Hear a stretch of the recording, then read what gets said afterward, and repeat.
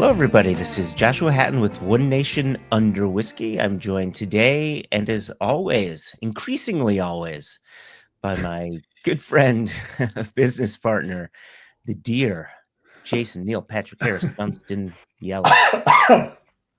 There you go. You shocked a cough right out of me. Look at that. It's nothing shocking here. We're both wearing orange today. Look at that. Well, our viewers can see that we're wearing orange. Our listeners will just have to imagine it. Look at that. He said to the viewers. Can we have a little real talk right now, Jason? Uh-huh. So over the weekend, on Saturday, I woke up with a little bit of a scratchiness in the throat. I said, "Oh, got a little bit of a scratchiness." And as the day increased, my nose started to get a little stuffy. I said, Oh, "Oh, I boy. think I got a little something coming on." And then the Sunday hit, and I got a full-on cold. And then I started feeling real woozy. And This sounds like such a man cold. this is what I'm getting at. Like, it struck me down, and then I got my days wrong. It started on Friday. That's what it is. It started on Friday. Okay.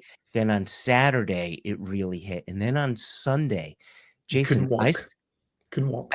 I slept for 14 hours straight. For 14 hours, Jason. Oh, man. Did social media go on in those 14 hours that you weren't participating? I don't think so. I think all No. social media stopped That's at that it. time. Mark was like, Joshua's down, shut down Facebook. We'll come back tomorrow. Right? They took a break. Makes They didn't sense. make any money that day. In honor of you having a man cold. I think the man cold is real. I really do. A lot of men say that. Well, now we're sitting on Monday. How did you wake up this morning? A little better.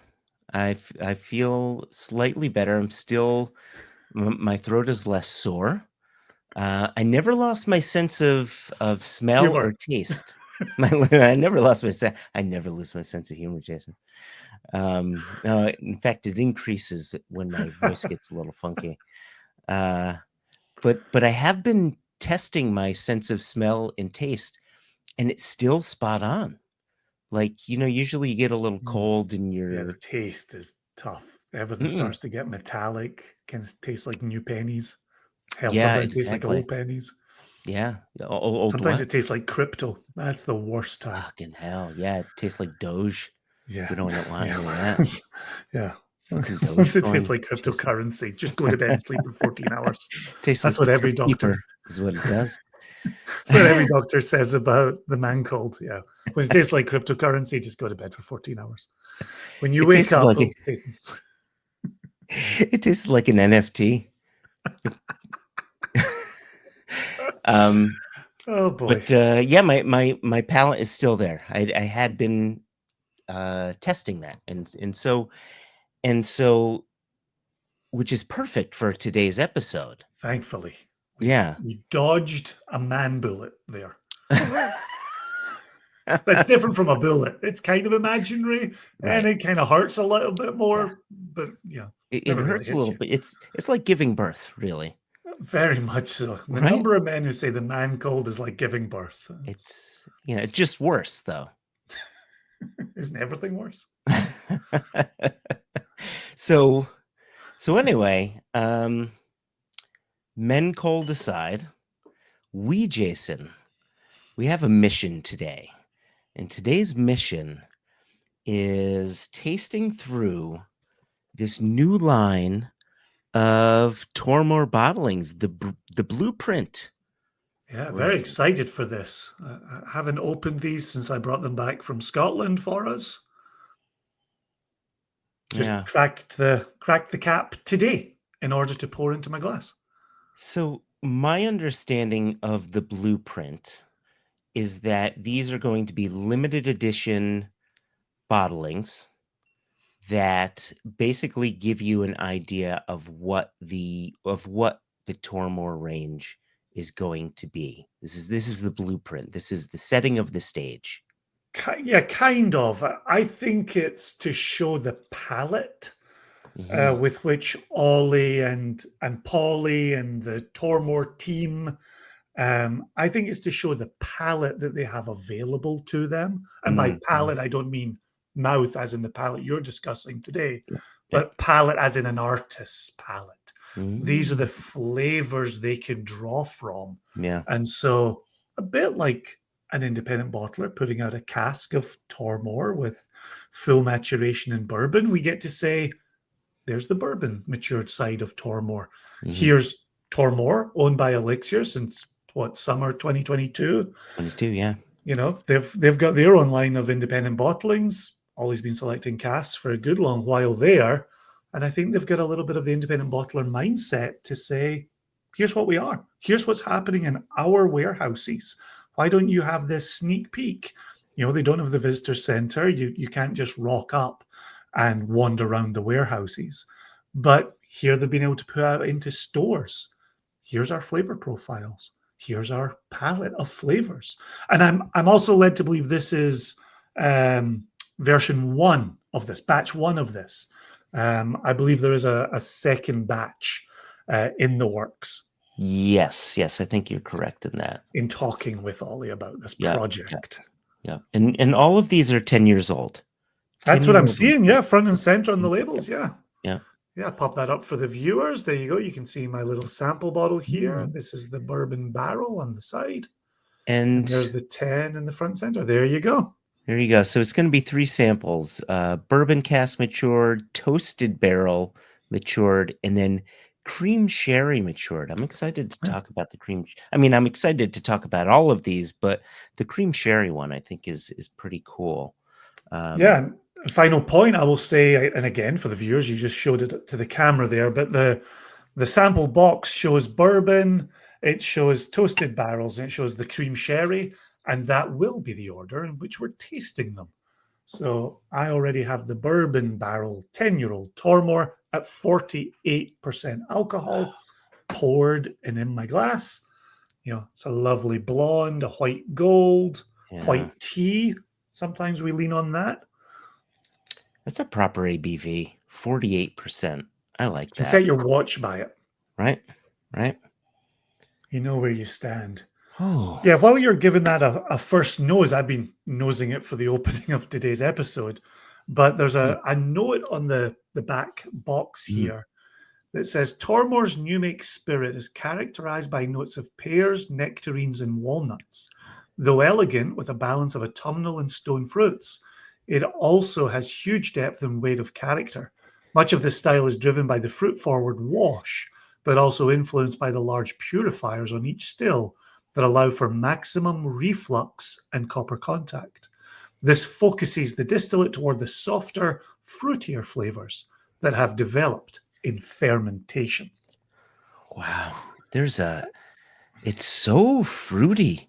And that's why I wanted to read that out for viewers and listeners.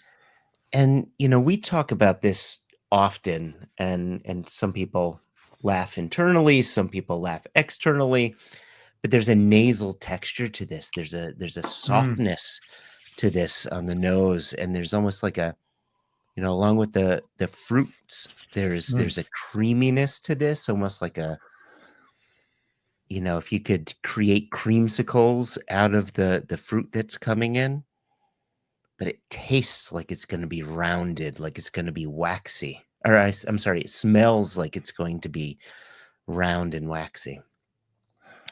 But with that brightness to it, you know, so you know, it's not quite all the way there. But one of the things you always talk about is lemon pinwheels, and I'll talk about, you know, lemon meringue pie. Yeah, the stone fruits is so spot on, like ripe apricots front and center on the nose. For sure. A little bit of cracked white pepper there as well, too, right? Which would not disagree. Which to me is Tormore. There's always a little bit of pepperiness coming through with Tormore for me. But some of the most gentle pepper I've ever experienced with a Tormore. Oftentimes for me, Tormore, when it does have the peppers on the palate, and certainly as it transitions to the finish, often less so on the nose. All right, Jason, I'm Yeah. gonna go Yeah, in. go for it. I'm gonna go for it. Yeah, I'm just paying attention to texture as I circle it around the glass, checking out the legs on it, checking out the high oil mark on it, and then looking at the beading round about that as well. Hmm.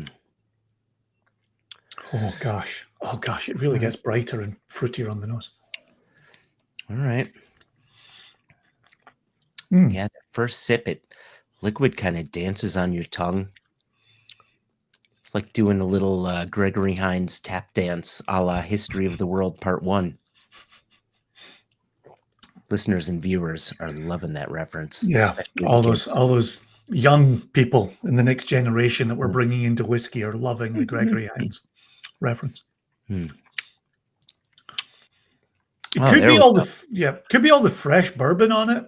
Could also be the fact that I'm looking at a Glen Grant bottling just to the left of my laptop here, but that reminds me of sampling the 15-year-old Glen Grant at the distillery, Yeah. Yeah. right? Yeah, I would take that. A little less like that. Glen Grant has a bit more butterscotch going on for me, Hmm. Hmm. where this has a bit more fruit going on. Yeah, I've maybe got the grain coming through a bit more on the I palate was here. just gonna say that. I was just gonna say that. It's Right. cereal forward. Yeah, I think some of that heft that they talk about on this little package here, Hmm. I definitely get a weight on the palate. I think that nose texture, that nasal texture you were talking about, definitely comes through on the palate as well. Yeah, Yeah, that's got real nice weight to it. yeah, yeah. That's really nice.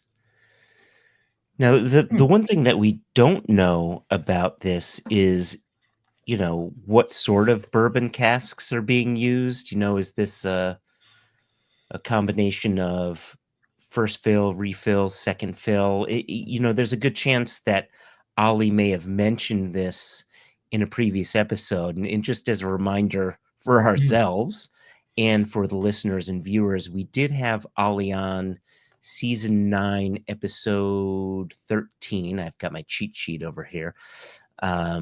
Which was back on May 14. So if you want to go back and listen to that, he talks about some of the makeup of what Blueprint is going to be. Hmm. Fantastic. Yeah, Yeah, terrific so for so you can go listeners to go back to back. that. I'm saving a little bit of this. I have more in the sample bottle, but I'm going to save a little bit in my glass here Mm, because I mhm. want to do this side by side. Oh, that last little sip, I got a little bit of like rhubarb coming in. Like, Hmm. oh, that's really nice. Rhubarb and custard with a nice bourbon Indeed. cask. Yeah. Well, this is moving on. This is the toasted barrel sample over here. Okay. Now this toasted barrel, I'm going to say it's got to be a finish without a doubt. I was just about to ask that question and was actually looking over the label to see if stories were told about the toasted barrel. I've got to read it like this because I'm an old man. Oh boy. There you go. All right. Oof. Oofty doofty, Jason. All right. Yeah, first thing I get on the nose, and for me, it's a comparison between bourbon barrel, right? Mhm. Bourbon barrel and toasted barrel. I wanted to get my sizes correct. They're not just fallback cask. Mm, Um, mhm. is where the bourbon barrel was bringing some of the brightness, the sweetness, and the fruits. Here, I've got those being tamped down and more of a wood frame happening for Sure. me. Yeah. Tormore Spirit is framed by the toasted oak. Oh my gosh. This reminds me of 7th grade. Was it Mr. Kogut? I think it was Mr. Kogut's class. And I was making a record bin for my record collection, Hmm.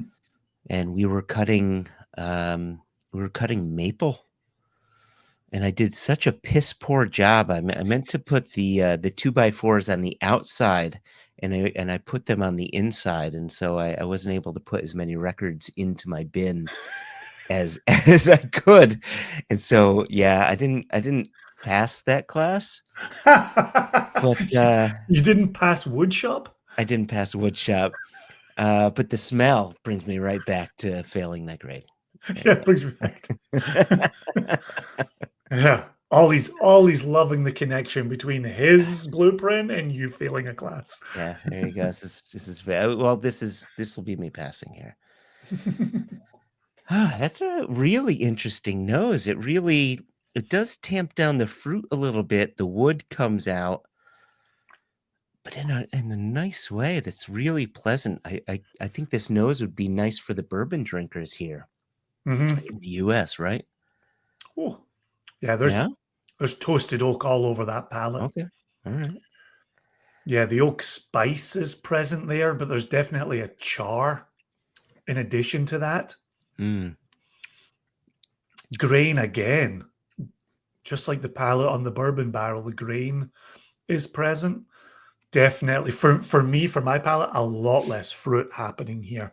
Yeah, A for lot sure. less fruit coming to the fore. None of the lemon, none of Mm. that citrus. Oh, I think I'm getting some citrus coming through. I'm getting a bit of oak spice coming through. I'm getting some of that lemon. There's a zestiness as it kind Yeah. of transitions from the And palate to that's the finish yep. for me, right? Yep. That's why I was going to concede the evolution for me is Yeah, transitioning to the finish yeah, as it moves towards the back of the palate. hmm It is. yeah. It's even Wow, making me think of like a lime zest or something like that. what a completely different dram. I mean, I think Right? there's right. It's definitely Tormore. Yeah. I think there's no doubt about it. But what a different dram. I think the spirit takes well to the cask. So you took us to woodshop on this one.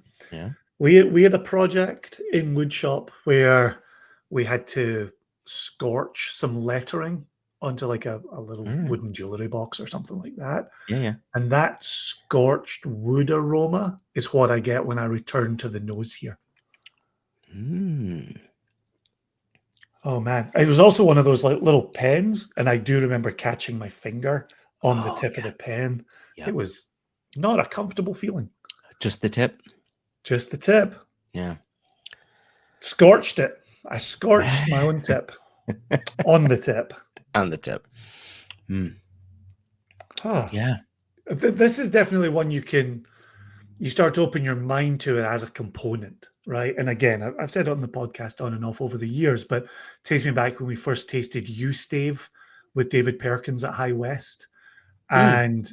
And when we had that U Stave, it was like, and that's the letter U, not YOU. And we tasted it and we were like just cheeks drawn together. We were like, David, what would you do with that cask? Because you and I so often have our single cask hats on. It's Yeah. like, David, what would you do with that cask? And he said, I'll just use a little bit of it in a blend, and it'll bring me a lot of wood influence. It's There you like, go. yes. And There that you that go. to me is the peak behind the Tormore curtain here. Yeah. That's a good whiskey, there's no doubt about it. But I could see how that plays as a component. Yep. Right. And again, in talking about Amanda Beckwith at Virginia Distilling Company, right? Where I walk in with my single cask hat on and she says, yeah, these are all flavor components. I can build anything I want using all of these components. Yeah. I'm always trying to get my head around that for single malt producers. And that's why I appreciate a peek behind the curtain like this from Yeah. Tormore. Yeah. I had the same experience at M&H when Tomer brought out some 4-year-old number 4 char matured single malt, and in that Tel Aviv hot sun, and it's like drinking the cask. What are you doing with that? I said, I'm going to add 0.5% to the blend, and it's just going to bring about magic. Okay, yeah, it makes sense. Yeah, we can't help but think with our single cask hats Yeah, on. yeah, yeah. But yeah, I can see what you're saying, right? This would add, while it's a good dram in and of itself, and Mm. I can see myself reaching for it. I could also see myself mixing a bit of this to that bourbon cask and bringing a bit of life to it, right? So Oh, you have managed to go where I wanted to take today's episode, which is ooh. I just picked up the third sample here All right, all because right. I want to give this a taste solo, and then I want you and me to bring three components together here to make our Oh, own little Tormore single malt. all right. So for the listeners, for the viewers, we went from bourbon cask to toasted barrel to then our cream sherry cask. Oh, yeah, And actually, yeah. Yeah, yeah, first, yeah, two barrels and now onto a cask. yeah. So what I want to point out about the cream sherry, and Ollie mentioned this back in that season 9, episode 13. The reason that he went for cream sherry is that would have been, if we're thinking about the type of cask being used in the good old days of whiskey, right? It would have been a cream sherry cask because that was the popular sherry type Sure. back Yeah, in the sure. good old days, right? It's a mixture of Oloroso and Pedro Jimenez. Yeah. And Cream is so such a terrible name for it. it's such a We've terrible said name. this for years since we went Yeah, to Ref, yeah. maybe even before. Cream's a terrible name for it. Yeah, there's nothing creamy about it. There's no cream added to it. It's No, just Oloroso with some PX right. and there's, differing ratios. For those that don't know what the hell we're talking about, sherry, it's a fortified wine out of Jerez, Spain, and it runs the gamut between very dry and stickily sweet. Oloroso is the middle of the road. It's sort of a medium dry kind of wine, very nutty in style, in flavor. And PX, Pedro Jimenez, is a stickily sweet dessert like wine. And so your cream sherry is going to have mostly Oloroso with some PX. It's usually like a 70-30, 80-20 kind of thing, somewhere within that wheelhouse. That's your cream sherry. And that was what was most popular back in the day. And so Ollie's decision to use this was let's give a nod to what was popular back in the day and try to apply that to a modern Tormore. Yeah. Yeah. I grew up thinking cream sherry was like the Baileys of sherry, right? Like, Hey, I absolutely like to be Baileys. Come avoided. on.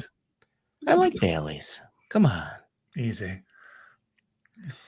You just pour yourself a wee dram of Bailey's, sit and sip of it of a night. I tell you what, Baileys with a little bit of Fireball and and a little bit of peanut butter whiskey. Come on. I'm joking. I'm joking. Come on, everybody, just someone in their car just drove off a cliff. I'm I'm sitting in my joking. office and I just drove off a cliff. Holy shamoly, Joshua. Oh my gosh, I don't think I can calm down in what time is left in this episode. My gosh. Calm down, calm down. Get me thinking about that as I try to fall asleep tonight.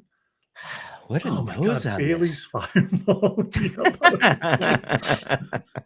Anyway, poor Ollie and Tormore team. Let's get back to this cream Yeah. sherry cask Tormore. Oh, this has like juicy fruit all over it. Oh, interesting. Yeah. Well, Interesting. I was getting a little bit of the kind of the ground pepper. And not Mm, cracked pepper, but ground grey pepper on the nose, where the cask itself was making an appearance there. yeah, no, this is like juji fruit chews or wine not as how should I say this? Not as fancy as wine gums, but more juji fruits. That's funny. This is Yeah. the point in one of our tastings when you say to me, "Are you sure we're drinking the same sample?" I'm going down like a cracked walnut direction here. I'm getting like nut shells happening here, little Well, dusty, that's there little too. ground gray pepper, maybe even a little big red chewing gum, but in the That's distance, that's right? there In the as well. distance, not up close. You know where I go when I nose a whiskey.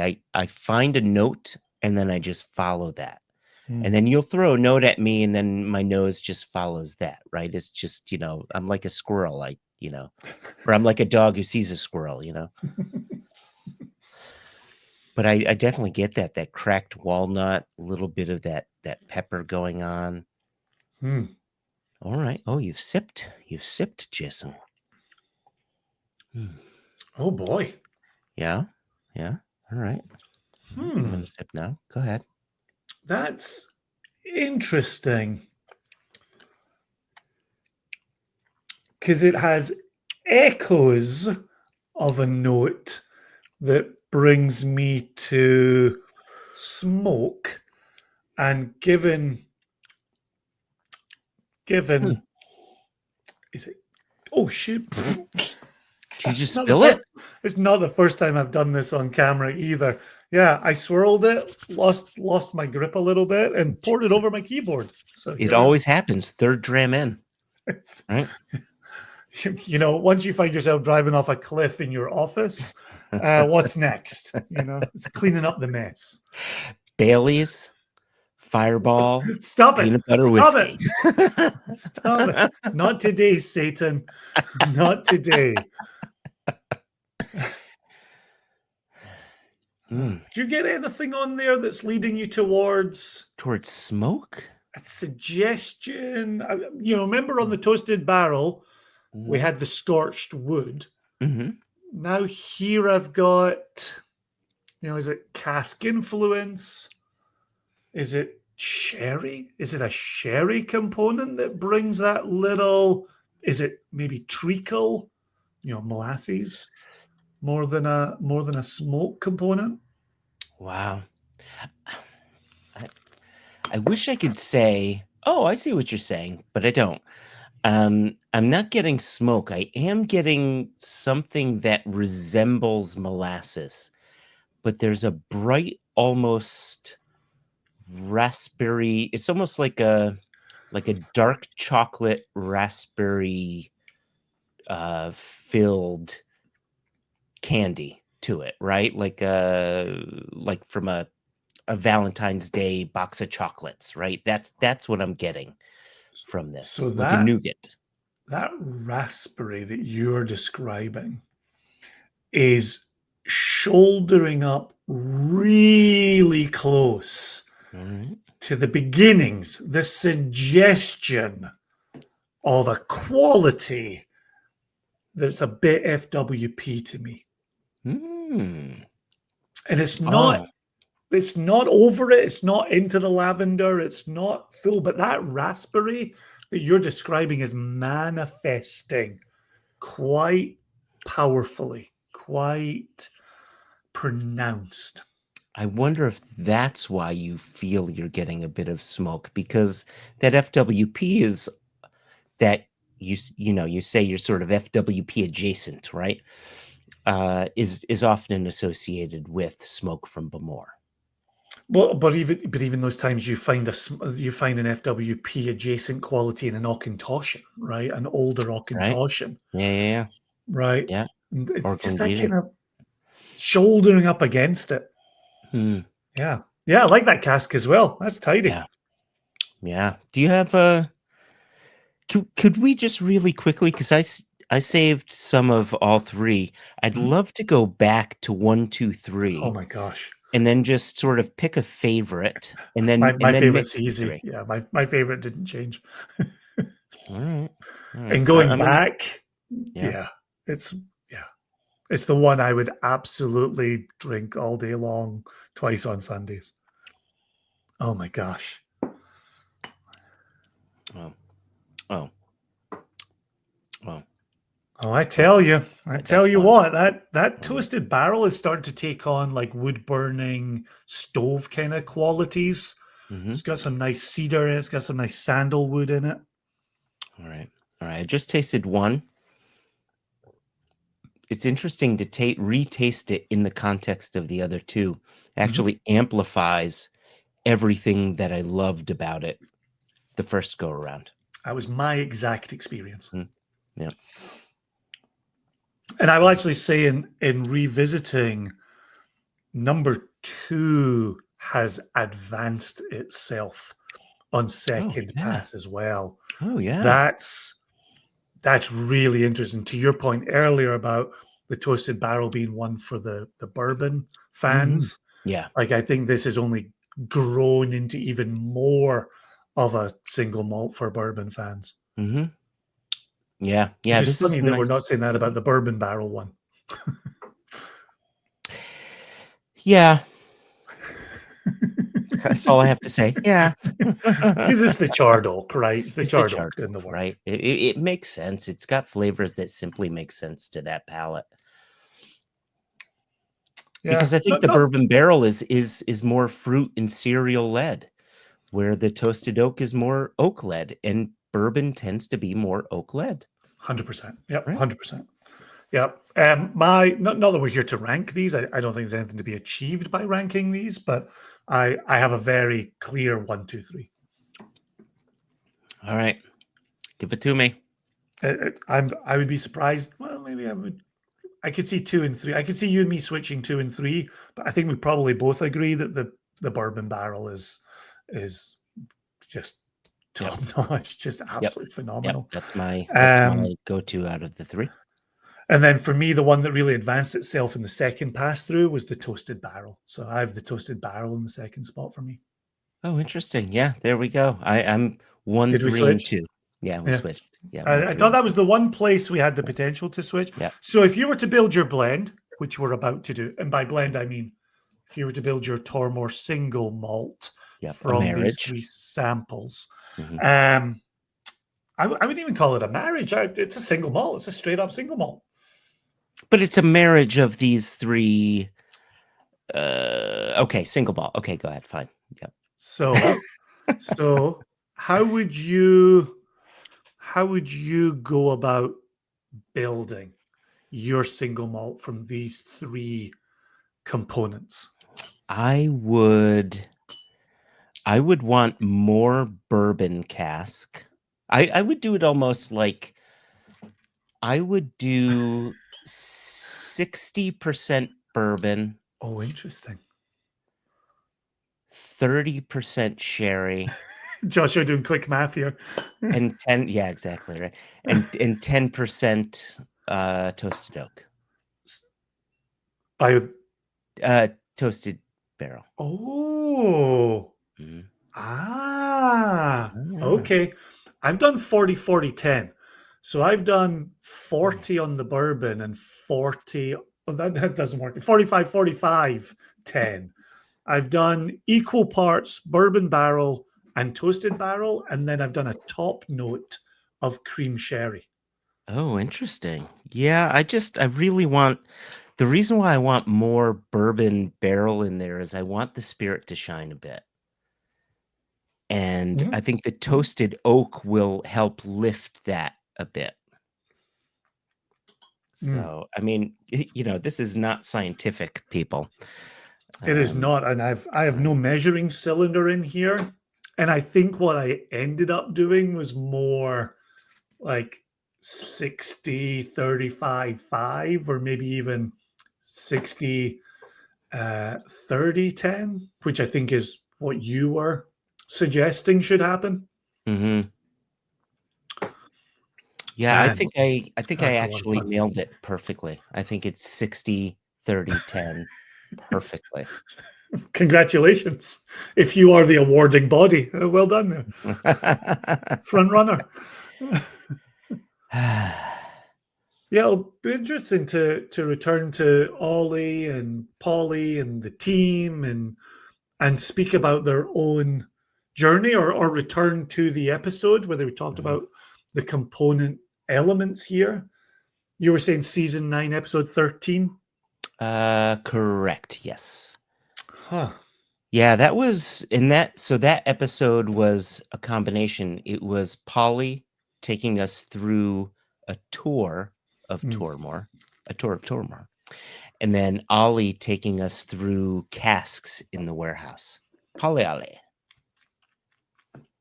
Yep. Yeah, it was a great, great time. Me and Jess and Polly Ollie. Man, And Chris was that there is. too. Sweet Scott was there too. Oh, cool. Cool, cool. That's an excellent representation of the Tormore distillery. And I think one of the big talking points after summer 2022 was, what will Elixir do with this?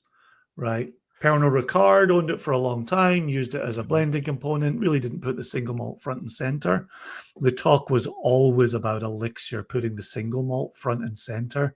And I think this project, the Blueprint Cask program, is really showing. I think it's really smart. They do so many smart things at Elixir. We've been fans of theirs for a long, long time. But I think this giving the consumer the peek behind the curtain, and then, and I wonder if consumers are coming out and doing what we're doing here, right? There's nothing suggesting that consumers make their own Tormore single malt here to play around with this, but I thought that was inevitable from going through them, and from picking a favorite to picking a lead component to picking a top note. Yeah, really, I think it really succeeds in giving a peek behind the curtain, and I really hope helps build excitement around the Tormore distillery and Elixir's ownership of said distillery. What I love about the ownership here is that the owners are whiskey lovers first. This is not a distillery that will have bean counters in a marketing department telling them what the whiskey should be. This is Ollie designing these whiskeys, right? And that's really special. And it shows, just tasting these shows the love and care that's gone into them. And I love that. Well, and I think, to bring us back to your point from earlier, which was, how much time will something like the Toasted Barrel have had the Tormore spirit in it? We know from the acquisition, right? Ollie was going through every cask, right? Are these the cherries off the top of the sundae that were right as they were? Are these part of some re-racking, right, where the toasted oak was required? Like, how is this made up from Ollie's discoveries around the warehouse? And where has he seen the need to bolster? Where has he seen the need to take a step back? Where's he caressing? Where is he re-racking and recreating? It's so exciting checking in with him and just asking him questions about where things are at with Tormore.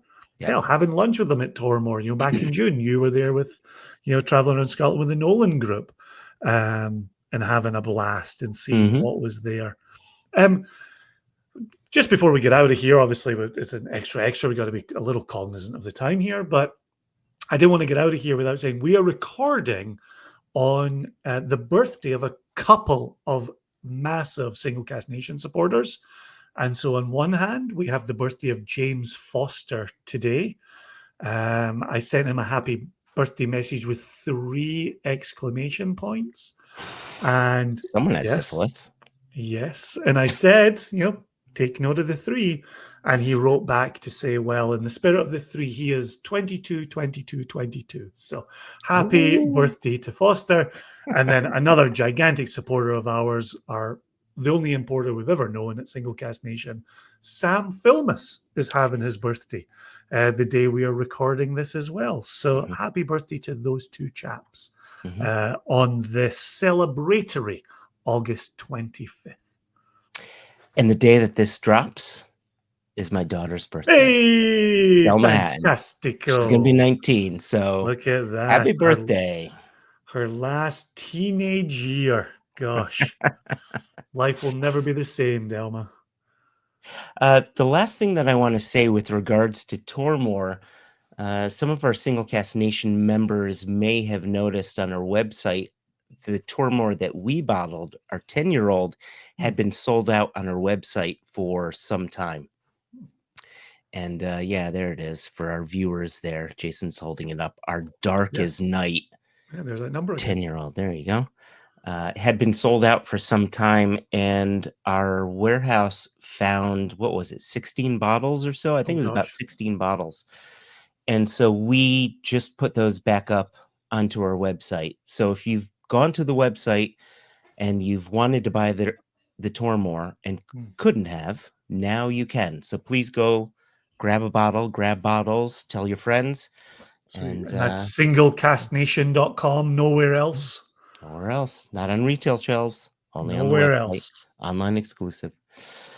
And the last thing I want to say is, if you're a viewer and you're just watching this and you've not subscribed, please subscribe to our YouTube channel. Click your little button. Click the little bell below so you'll be alerted of future episodes. And if you're a listener and you want to look at our faces while you listen to our voices, please subscribe to our YouTube channel. And there you go. If you want to see the precise shade of orange we have both shown up in today, right? You'll only see that at YouTube. Look at that. I'm repping your country, Jason. I'm wearing the Iron Brew. I like that. I'm repping a foreign country. This is Colombia.